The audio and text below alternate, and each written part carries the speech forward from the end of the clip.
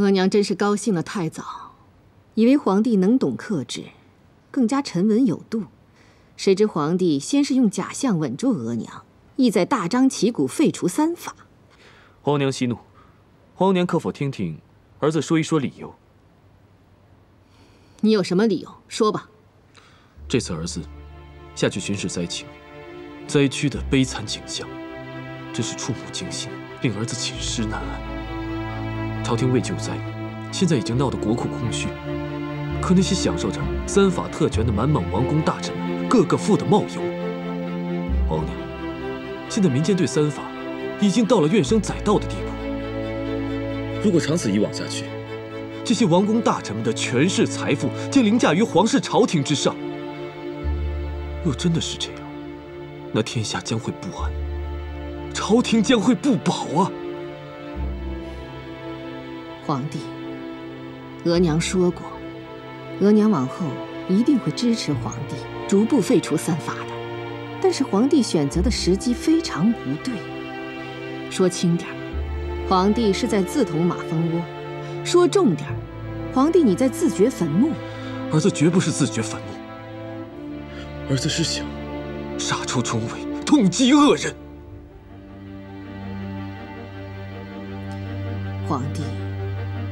皇帝不可以视议政大臣为恶人。额娘说过很多次，皇帝与他们是一家人，一家人有什么事情要好好商量。所以儿子再跟他们商量，儿子要他们让出一些东西还给大清。他们现在吃得太多，撑得太肥，而且他们还不满足，贪得无厌。皇娘，儿子没有办法，儿子没有退路，儿子只能这么做，哪怕是背水一战，也必须这么做。皇帝，你到底是怎么回事？一个董小宛，皇帝已经让朝廷和皇宫鸡犬不宁，闹成一锅粥，如今又要不管不顾，掀起另外一场风波。皇上不要同姑姑吵啊！皇娘，儿子只是想说说自己的想法，没能控制住情绪。儿子向皇娘道歉。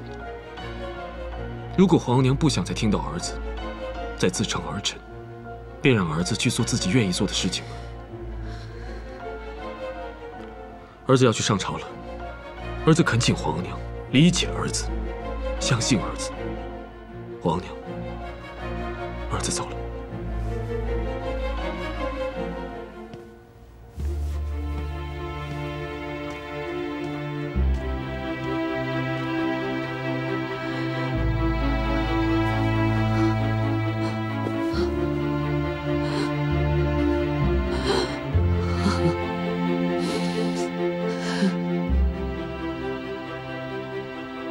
简亲王嫉妒所拿内阁大学士议政大臣洪承畴一事，经朕着人查明，洪承畴救下2个逃奴，简亲王府上26名汉奴逃跑的直接原因是最近遇到了灾情，而简亲王给他家奴那少得可怜的一点口粮和工钱又减少了因的。最近京城一带遇到了一些灾害，所有王府跟简亲王家里是一样的，为何单单简亲王家里出现了大规模的汉奴逃跑事件呢？皇上若认为臣对家奴过于严厉，往后臣可以予以注意。但是臣认为这件事的重中之重是朝中大员洪承畴私自窝藏逃奴，窝藏逃奴与逃奴同是死罪，这是大清律法白纸黑字写明的。皇上御批臣的奏折，竟然说洪承畴无罪，这让臣无法理解。臣再次恭请圣上，按大清律法治洪承畴的罪。提督，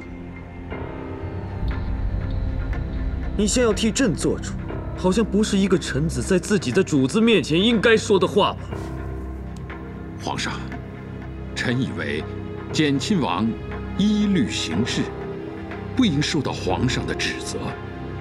简亲王身为议政大臣，维护朝纲律法，这是他分内的事。简亲王并无过错呀。那就是朕错了。臣不敢。不过，皇上对洪承畴一向颇为赏识器重，难免有偏袒维护之意，臣深为理解。因此，议政会议议过之后，觉得不一定非杀洪承畴不可呀。皇上，犬子死板，太拘泥于法理，因此才有不顾忌讳捉拿洪承畴之举，更有将洪承畴一律处死之论。但在老臣看来，洪承畴曾为大清立有巨功，老臣建议将洪承畴革去一切职务，罢官告老还乡，永不启用。敖大人，朕问你，你觉得应该如何处置洪承畴啊？皇上，微臣以为此事洪承畴难逃其罪。如果洪承畴无罪，那就是大清的三法有错。难道说三法该废了？对。今天朕就要告诉你们，我大清的圈地头冲逃人三法，就是应该废掉。这废三法，这怎么？皇上要对议政会议迎头痛击，宣布洪大人无罪，这势必会在朝中掀起惊涛骇浪。姑姑，您打算怎么办呢？皇帝铁了心要这样做，如今只能看形势走着瞧。废除三法，让皇帝先听听大臣的声音，看看阻力有多大。皇帝兴许能够冷静，能够更清醒。姑姑，那您打算出面帮助皇上吗？皇帝和议政大臣斗上了，哀家要做的是如何避免最为凶险的局面出现。万岁爷，洪大人的奏折已宣读完毕。好，朕认为洪承畴的奏折写得甚好，事实清楚，辩理明晰，言辞沉痛犀利，深刻剖析了三法对于我大清造成的危害。因此，大家可以议议洪哲提出的废除三法之奏议。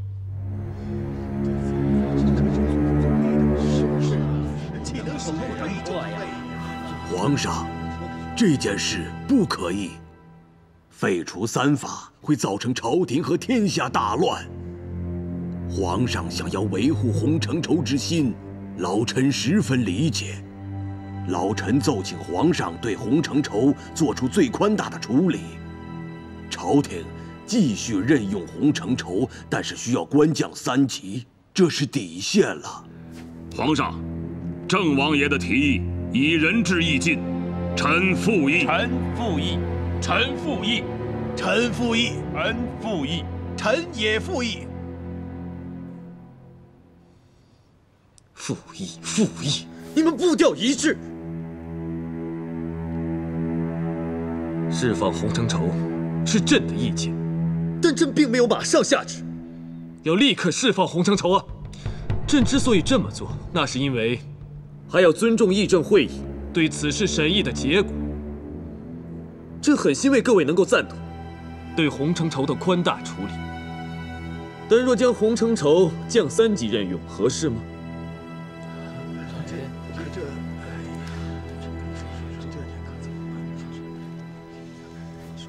皇上，臣索尼可以代替议政会议回皇上的话。议政会议绝不同意将洪承畴无罪释放。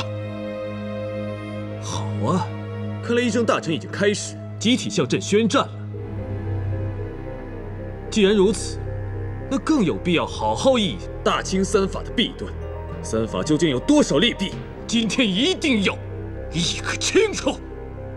皇上，洪承畴写折上奏，是反攻倒算，为了自保，请皇上明鉴。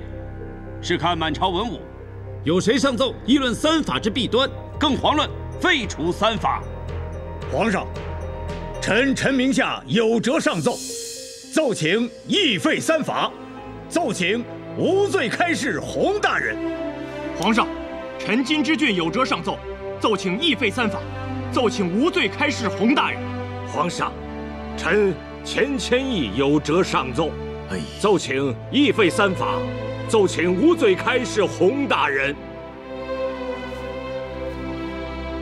还有谁？还有哪位臣工赞同朕的旨意，要立刻释放洪大人呢？吾皇万岁万岁万万岁！好啊，都起来吧！谢皇上。朕没有想到，还有这么多的臣工赞同朕、拥护朕的旨意。朕以为，朕如今真成孤家寡人了。皇上，他们都是汉人，且大多都是官位低下。索大人，汉人怎么了？汉人不是人吗？汉官不是官吗？汉官就不是你们的同僚吗？没错。你们满蒙官员的确是比他们汉人的官位要较高些，但是今日能够站在这太和殿里的官员，那都是朝廷的大员，是朝廷的栋梁之才。皇上，臣只是提醒皇上要认清这个事实。臣请皇上不要在亲汉的道路上越走越远呐。满蒙大臣对皇上的忠心，岂是汉人所能比拟？请皇上明察呀！请皇上明察。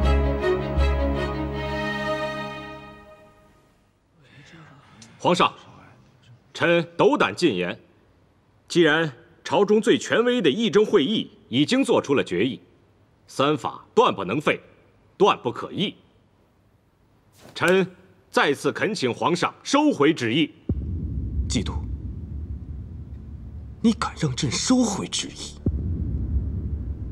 你眼中还有朕这个大清皇帝吗？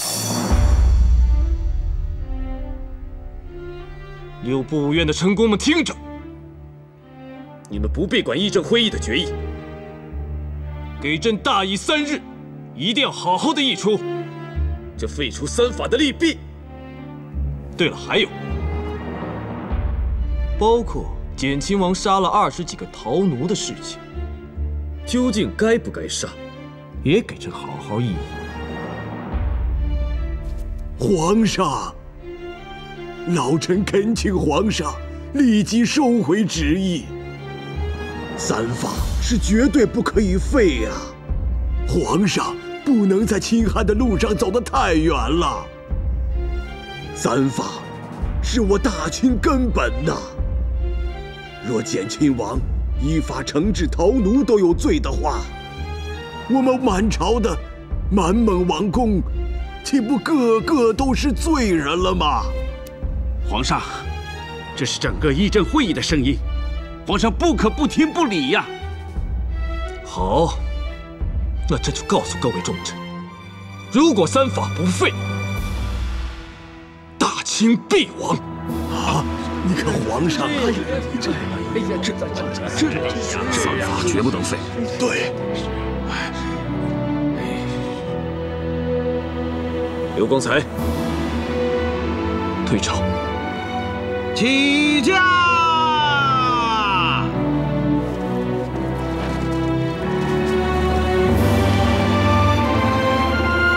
臣等恭送皇上。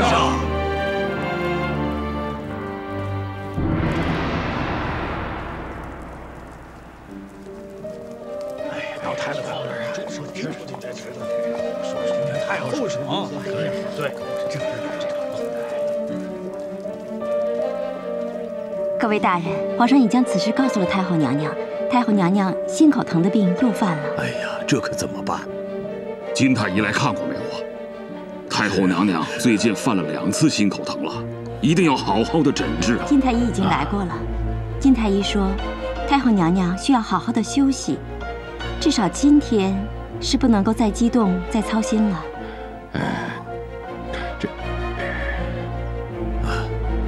苏娜姑娘，太后娘娘是知道我们议政大臣来向太后请求旨意，太后娘娘可有话，留给臣等？有。太后娘娘请各位大人明日午时来慈宁宫，有要事相谈。谈完事以后，还要留各位大人用膳。那请姑娘转禀给太后娘娘，明日上午我们几位议政大臣会准时来慈宁宫请安的。还望苏娜转告太后娘娘，安心静养。天大的事儿，有太后和议政会议，一切都会过去的。是啊，谢谢各位大人。走吧，走吧，走吧。哎，回吧，回去再商议商议啊。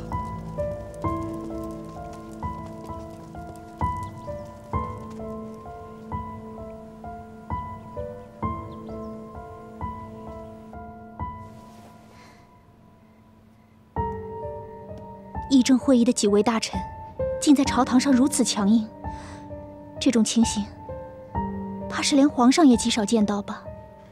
可见废除三法对他们的触痛有多深，打击有多大，与朕对抗到底的决心有多高。六部五院现在正在热议此事。朕今天下午一直在听禀报，一直在看奏折，所以到现在才有时间过来看你。皇上，那皇额娘怎么样？我想这几位议政大臣一定会去皇额娘那里讨说法吧？不错，他们从太和殿出来之后，就直接去了慈宁宫，但是没有见到皇额娘。苏娜姐说，因为此事皇额娘犯了心口疼，皇额娘服了药，正在休息，不能见人。皇额娘心口疼的老毛病又犯了。天哪，这可如何是好？皇上，你怎么看起来神情还那么轻松啊？因为苏娜姐跟朕说了实话，皇额娘其实并未真的犯病，她这么做，只是想躲避议政大臣的怒气和锋芒。这件事情，皇额娘的确很生气。朕担心，如果皇额娘跟议政会议站在一起，那洪承畴的官位能否保得住？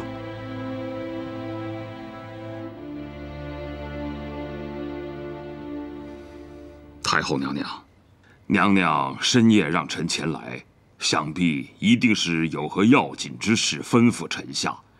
敢问娘娘是何要事啊？敖大人，这些年你对哀家一直忠心耿耿，哀家如今有件事，请你相助。娘娘，当年臣的命是太后您给救下来的，太后有什么事尽管吩咐臣下，臣赴汤蹈火在所不辞。可是皇上在亲汉的路上是越走越远了。今天皇上竟然在太和殿上说三法不废，大清将亡。太后娘娘，请放宽心。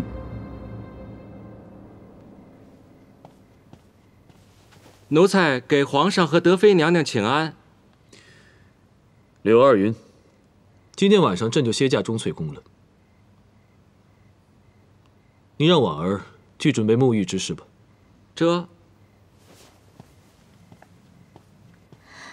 皇上，皇上还是别歇在小婉这儿了，这要是让皇额娘知道了，一定会不高兴。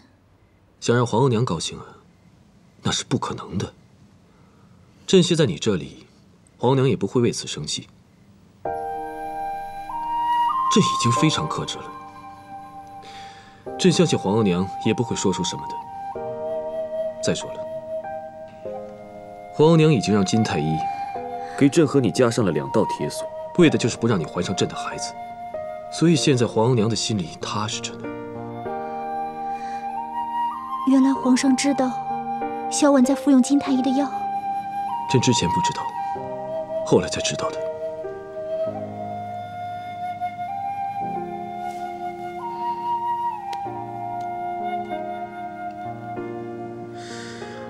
皇额娘她剥夺了你做母亲的权利，朕知道你现在心里一定很痛苦。不，皇上错了。小婉不能怀孩子，小婉心里并没有苦，也没有痛，因为小婉看重的是皇上的情，是小婉能与皇上在一起。小婉知道，倘若小婉怀上了孩子，会给皇上带来无穷的麻烦，所以小婉绝不想，绝不能怀上孩子。小婉，你能这么想，真的很高兴。没事，咱们还年轻，孩子的事情等朕解决了议政会议之后再说吧。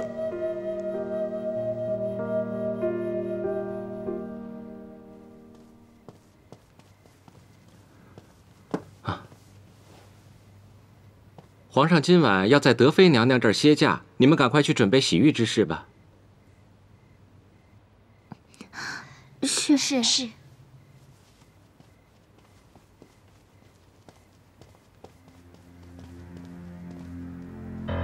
董小婉马上就要服下第1颗换包的解药了。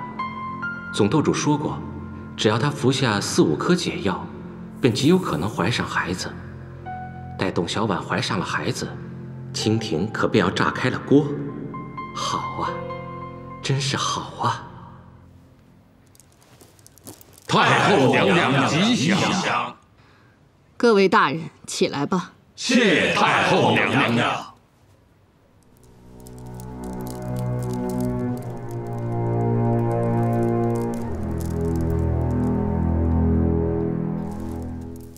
太后回到正道上来。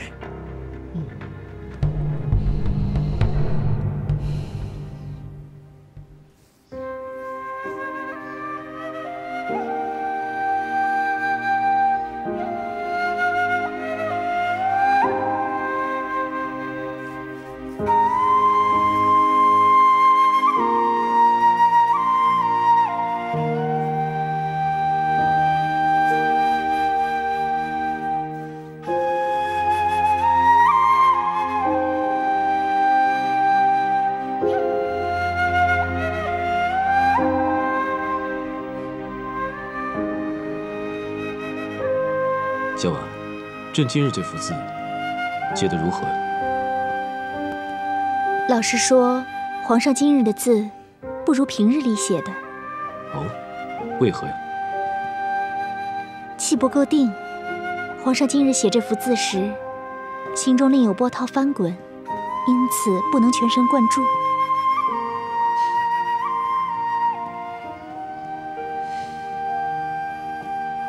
小婉，还是你了解朕。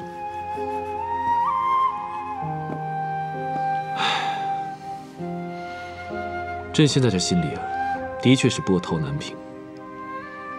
如今几位议政大臣正在慈宁宫同皇额娘谈话，谈话的内容直接会影响到洪承畴的命运。是啊，皇额娘昨日没有见皇上，今日又召了几位议政大臣去慈宁宫议事，显然皇额娘是想与议政会议先谈出什么结果，然后再告诉皇上。小婉，这次谈话可谓是分量极重。皇额娘与议政大臣在洪承畴和废除3法之事上最后达成的协议，朕怕是很难推翻的。皇上，倘若皇额娘同议政大臣达成的协议是皇上难以接受的，皇上一定要冷静，千万不要因为这件事和皇额娘彻底闹拧闹翻呢。朕知道，但愿他们的协议不要超过朕的底线。皇上，这时辰不早了，皇上该去御书房处理朝政了。小婉，朕好久都没和你在一起了，朕还是喝杯茶，跟你说会儿话再走。皇上，茶凉了，小婉让扣扣换杯茶，皇上再喝。各位大人，咱们就先说洪承畴的事吧。郑王爷，哀家想问你一句：若你的儿子下令将陶奴通通杀掉的时候，你碰巧在场，你会不会同意他的做法？你会不会阻止他下这道杀令呢？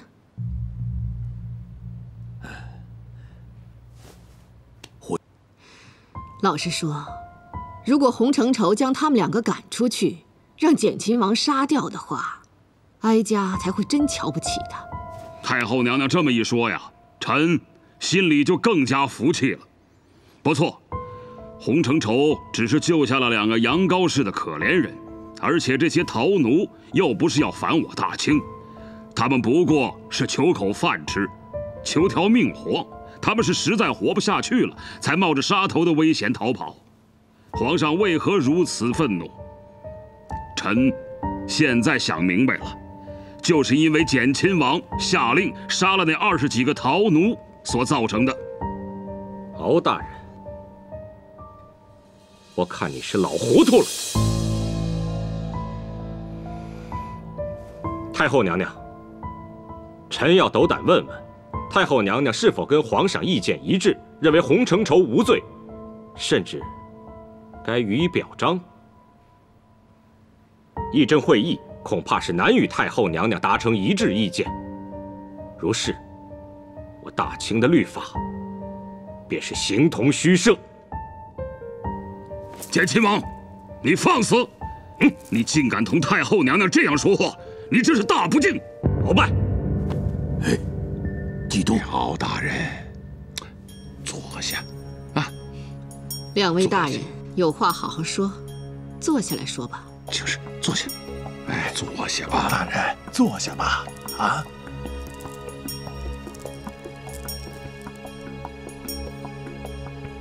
简亲王身为议政大臣，事关朝廷的大计，该说的话应该让他说。您不该扣大不敬的帽子呀。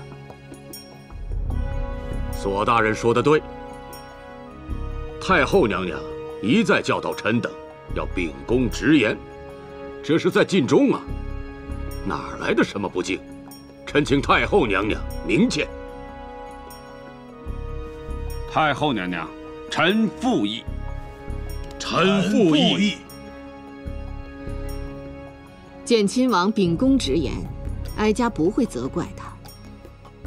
如今咱们是一家人，关起门来说话，那哀家就将想法直说了吧。哀家并不认为洪承畴该不受任何惩罚，立即释放。洪承畴无罪，但有过。他的过是对皇帝的某些影响，是皇帝对他的过分信任。议政会议想拿这件事做文章，原因也应该就在此吧。太后娘娘圣明，太后娘娘圣明啊！洪承畴有若干官职头衔，其中最重要的一个便是议政大臣一职，而且他也是汉臣中唯一一个议政大臣。如今朝廷内部关于满汉关系的议题很多，你们一坐在一起议政，洪承畴就会成为你们的眼中钉。好，哀家就替你们将这颗钉子拔出来。我们去掉洪承畴议政大臣一职，大家意见如何呀？太后娘娘圣明，太后娘娘如此处置，再好不过。臣谨遵太后娘娘懿旨。太后娘娘，臣以为仅去掉洪承畴的议政大臣位，未免太宽容洪承畴了。这不足以显示大清律法的神圣威严。臣建议至少再去掉洪承畴的大学士之位，同时官降一级。太后娘娘，仅仅去掉洪承畴议政大臣之位，是否惩处的过轻了一点儿？臣赞同简亲王的提议。若太后娘娘不同意降洪承畴的官级，那就去掉洪承畴大学士之位吧。不，哀家是绝对不会同意去掉他大学士之位的，皇帝也绝对不会同意。哀家为何如此坚决？因为洪承畴是个真正的大学士。咱们在座的有谁能同他比学问学识？我大清要统治这么多的汉人，没有能人行吗？洪承畴这个人才，不可以被埋没。有了汉人帮衬，我们大清才能昌盛繁荣，万世长存。太后娘娘圣明，臣谨遵太后娘娘懿旨。姐姐的字啊，写的是越来越漂亮了。启禀娘娘，兰贵妃娘娘来了，果真妹妹来了。董姐姐，果真妹妹。哎，姐姐原来在练字呀。是啊，姐姐真是好学不倦。这后宫的嫔妃中，就属姐姐的字写得最好了。而且姐姐的琴棋书画，也是样样都很出色。妹妹，你要再夸姐姐，姐姐便无地自容了。